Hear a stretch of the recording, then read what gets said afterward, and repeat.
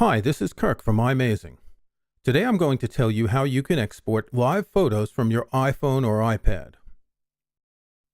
Live photos are a nifty feature that combines a still photo with a short video. You see the instant you shot, but also a couple of seconds of video before and after that moment. It's easy to export the photos from the Photos app on your iPhone or iPad, but you cannot export the video unless you transfer the live photo to another iOS device or to a Mac. iMazing lets you export your live photo video files one at a time or all at once.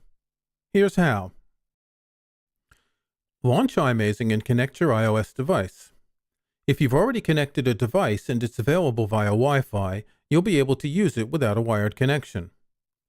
Select your device in the iMazing sidebar, then select Photos. iMazing loads thumbnails of your photos and displays your photo albums. Double-click the Live Photos album. You'll see that it contains both still photos in files with either the JPEG or HEIC extension and video files with the .mov extension. Double-click one of the .mov files to view it. If you're using a Mac, you can select a file and press the spacebar.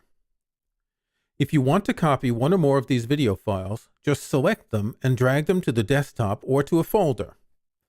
If you want to export all your live photo video files, click the List View icon to display the files in List View, then click the Kind column header to sort by file type. Select all the QuickTime movie files and drag them to a folder or to the desktop. You can also click the Export button, then navigate to select a folder.